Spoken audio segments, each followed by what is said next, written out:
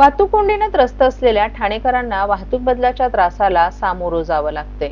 घोडबंदर रोडवरील Cadbury metro स्टेशनवर roof water drain टाकण्यासाठी 29 नोव्हेंबर ते 6 डिसेंबर पर्यंत रात्री 11 ते पहाटे 5 पर्यंत वाहतुकीत बदल करण्यात आले।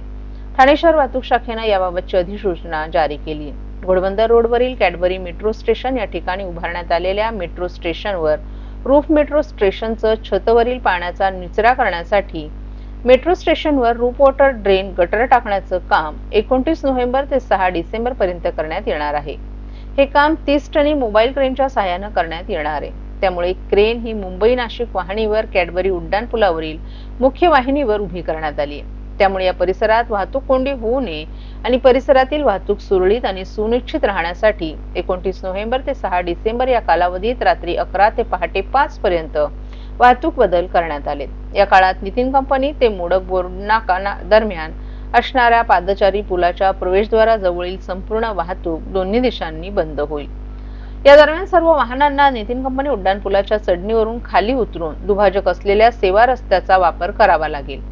ही वाहनं नितीन जंक्शन, कॅडबरी जंक्शन येथून सेवा रस्त्यावरून येऊन पुढे कापूरवाडी बाजूने वळून इच्छित स्थळी जातील। हा पर्यायी मार्ग वापरून वाहन चालकांनी सहकार्य करावं असं आवाहन करण्यात आले।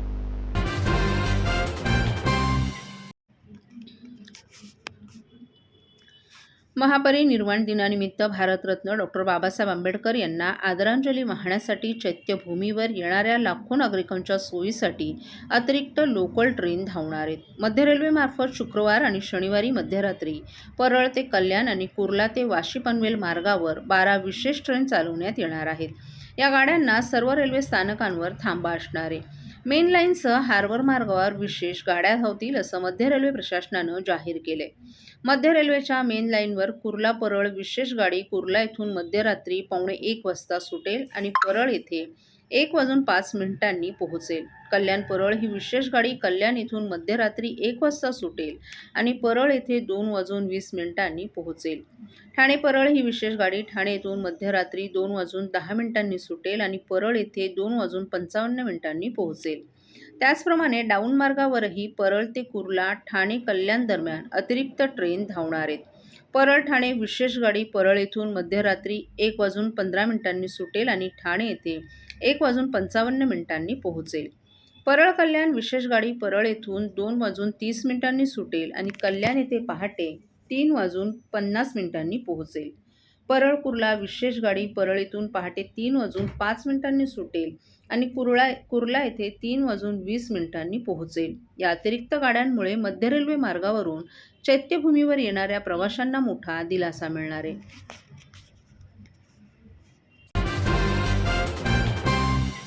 सर्व नागरिकांना आवाहन करण्यात येत आहे की सध्या डासांमार्फत पसरणाऱ्या डेंग्यू या आजाराचा प्रसार रोखण्यासाठी प्रत्येकाने पुढील प्रमाणे कार्यवाही करावी।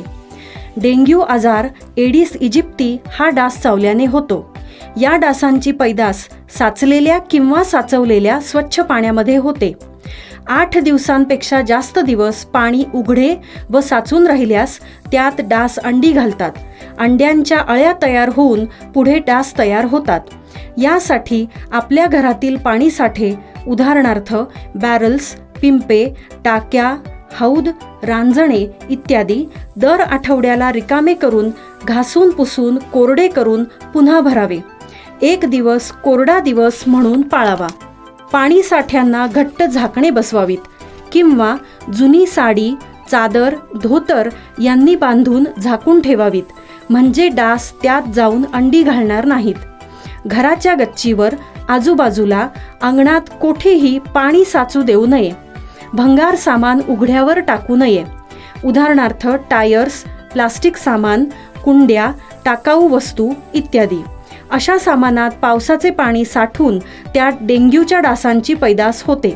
घरातील कूलर्स, फ्रीजच्या पाठीमागील ट्रे हे देखील वेळोवेळी कोरडे करावेत। लक्षात ठेवा, नुसत्या फवारणीने डास घनता कमी होत नाही, तर त्यासाठी डास पैदास ठिकाणे नष्ट करणे ही आपल्या सर्वांची जबाबदारी आहे।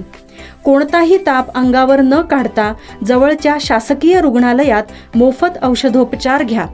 अशा प्रकारे नागरिकांनी सहकार्य केल्यास डेंग्यूचा प्रसार रोखणे सहज शक्य आहे।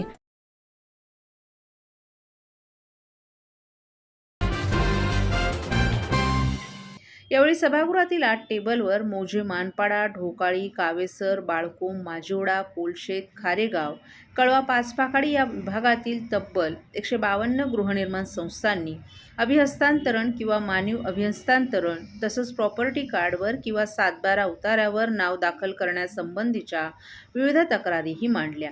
त्या तक्रारींचे संबंधित अधिकाऱ्यांनी जागेवरच निरसन केलं. या कार्यशाळेला संबोधित करताना नगर भूमापन अधीक्षक नितीन पाटील यांनी गृहनिर्माण सोसायट्यांच्या पुनर्विकास अथवा स्वयं पुनर्विकासासाठी जमिनींच्या हद्दी निश्चित करणं, नकाशा अभिलेख तयार करणं, 7/12, बिनशेती, प्रॉपर्टी कार्ड, मिळकतीच्या नोंदी आणि पुनर्विकास प्रक्रियेत आवश्यक असलेले तांत्रिक अहवाल आदींची कमीत कमी वेळात दुरुस्ती करण्याची ग्वाही दिली. तसंच सर्व समस्यांवर प्रभावी तोडगा काढण्यासाठी दर महिन्याच्या दुसऱ्या सोमवारी संबंधित अधिकाऱ्यांसमवेत ठाणे जिल्हा हाऊसिंग फेडरेशनच्या सभागृहात विशेष बैठक आयोजित करणार असल्याचंही सांगितलं. तर ULC संदर्भातील अडचणींवर भूमापन कार्यालयात आमदार संजय केळकर, फेडरेशनचे अध्यक्ष सीताराम राणे यांच्या समवेत विशेष बैठक घेऊन मार्ग काढण्यात येणार असल्याचंही पाटील यांनी स्पष्ट केलं. याकरता सोसायट्यांनी ULC संदर्भातील अर्ज हाऊसिंग फेडरेशनच्या कार्यालयात दाखल करावेत, जेणेकरून सर्व ULC प्रलंबित विषयांवर सुयोग्य मार्गदर्शन करणं सुलभ होईल अशी सूचना हाऊसिंग फेडरेशनचे अध्यक्ष सीताराम राणे यांनी उपस्थितांना केली. साहेब, जमीन हस्तांतरणचा समस्या निवारणचं कार्यशाळा आयोजित केलेली आहे. काय नक्की कार्यशाळा आहे ही की बऱ्याचशा ठाण्यातल्या गृहनिर्माण संस्थांचं डिमकन्व्हिन्स झालेलं आहे किंवा कन्व्हिन्स झालेलं आहे. मात्र ही कन्व्हिन्स होऊनसुद्धा 7/12ला नाव लावताना किंवा प्रॉपर्टी कार्ड नाव लावताना बऱ्याचशा अडचणी आहेत. काही जमीचा एरिया कमी आहे, एरिया जास्त आहे आणि नगर भूमापन विभागाकडनं वेगवेगळ्या प्रश्न किंवा अडचणी सांगितल्या जातात. या सगळ्या प्रश्नांचं एकत्र त्या सगळ्या विभागाच्या अधिकाऱ्यांना आपण आधी ते बोलवलं होतं. ADDP आले होते, नगर भूमापन अधिकारी आले होते. हे सगळे एकत्र बोलून प्रत्येकाचा वेगवेगळा जो विषय असेल तो सोडवला जाईल. 7/12 किंवा प्रॉपर्टी कार्डवर नाव लावताना कुठल्याही प्रकारची अडचण येऊ नये म्हणून मार्गदर्शन आणि कारवाई असे दोन्ही विषय आपण या ठिकाणी घेतले होते. कोण कोण या कार्यक्रमाला उपस्थित होतं? आमदार संजय केळकर होते, त्याप्रमाणे नितीन पाटील, आणखीन घुलेसाहेब होते आणि त्यांचे इथे प्रत्येक विभागाचे जे वळा, माजिवाडा, कावेसर, पाचपाखाडी, माजिवाडा, खारेगाव, कळवा या विभागाचे नगर भूमापन विभागाचे सर्व अधिकारी एरिया वाईज उपस्थित आहेत. लोकांना आता कसा फायदा होणार आहे यासून? लोकांना असं की त्यांचे बऱ्याच वर्षापासूनचं प्रॉपर्टी कार्डला नाव लागलेलं नाही किंवा 7/12ला नाव लागलेलं नाही, त्यामध्ये पुनर्विकास करू शकणार नाही. स्वयं पुनर्विकास असेल किंवा पुनर्विकास असेल, जोपर्यंत प्रॉपर्टी कार्डला सोसायटीचं नाव लागत नाही, त्यांचं नगर भूमापन करण्याचे एरिया कन्फर्म होत नाही, तोपर्यंत ते पुनर्विकास करू शकणार नाही. आणि हा प्रयत्न आहे की हे जे पुनर्विकासाला ज्या जुन्या सोसायट्या आहेत त्यांच्याच बाबतीत हा विषय घडलेला आहे म्हणून त्यांना मदत करावी आणि त्यांचं इमारतीची जागा सोसायटीच्या नावावर थेट लावावी, हा त्यामागचा उद्देश आहे. ठाणे पोलीस आयुक्तालयामार्फत राबवण्यात येत असलेल्या व्हिजिट माय पोलीस स्टेशन या अभिनव सामुदायिक उपक्रमाला शहरातील नागरिकांचा भरभरून प्रतिसाद मिळत आहे. ठाणे नगर पोलीस स्टेशनमध्ये आयोजित या उपक्रमात ज्येष्ठ नागरिक, पोलीस मित्र, सामाजिक संस्था, व्यापारी, शिक्षक, डॉक्टर्स, इंजिनियर्स आणि युवकांनी मोठ्या संख्येनं सहभागी होत पोलिसांच्या कार्यप्रणालीचा प्रत्यक्ष अभ्यास केला. पोलीस नागरिक संवाद अधिक मजबूत करणं, तक्रारींचं त्वरित आणि प्रभावी निराकरण, कायद्याविषयी जनजागृती निर्माण करणं, सामुदायिक पोलिसिंगला चालना देणं हा या उपक्रमामागील प्रमुख उद्दिष्ट असल्याचं वरिष्ठ पोलीस निरीक्षक भरत चौधरी यांनी सांगितलं. या भेटीदरम्यान दैनंदिन पोलीस कामकाज, गुन्हे शाखेची प्रक्रिया, आपत्कालीन प्रतिसाद यंत्रणा तसंच विविध विभागांची समन्वय शक्ती यांची माहिती नागरिकांना देण्यात आली. उपस्थित नागरिकांनीही आपल्या शंका, सूचना आणि अपेक्षा मांडत परस्पर सहकार्याची भावना वृद्धिंगत केली. या उपक्रमामुळे विश्वास, पारदर्शकता आणि सहकार्य या तिन्ही स्तरांवर पोलीस नागरिक नाते आणि दृढ झाले असल्याचं अधिकाऱ्यांनी सांगितलं. समाजातील सुरक्षितता आणि सकारात्मक संवादासाठी हा उपक्रम नवा आदर्श ठरणार असल्याचं मतही यावेळी व्यक्त करण्यात आलं.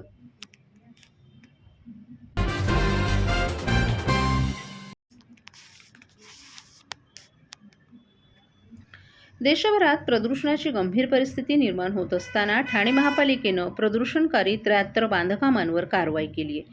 त्यांना 18,15,000 रुपयांचा दंड आकारण्यात आलाय. मागील 11 महिन्यात ही कारवाई केल्याचं महापालिका सूत्रांनी सांगितलं. ठाण्यात मागील काही वर्षांमध्ये मोठ्या प्रमाणात बांधकामं वाढली आहेत. ठाणे महापालिका क्षेत्रातील घोडबंदर, तीनहात नाका, कोलशेत, कळवा भागात सर्वाधिक गृहनिर्माण प्रकल्पांची उभारणी होत आहे. या बांधकाम स्थळी शहरातील प्रदूषणांमध्ये अधिक वाढ होते. ठाणे महापालिकेच्या शहर विकास विभाग आणि प्रदूषण नियंत्रण विभागाकडून 1 जानेवारी ते 30 नोव्हेंबर या कालावधीत एकूण 377 बांधकाम प्रकल्पांची स्थळ पाहणी करण्यात आली. यापैकी तब्बल 73 ठिकाणी बांधकाम व्यावसायिकांनी पर्यावरणीय नियमांकडे दुर्लक्ष केल्याचं आढळून आलं. त्यामुळे नियमांचा भंग करणाऱ्या बांधकामांवर 18,15,000 रुपयांची दंडात्मक कारवाई करण्यात आली आहे.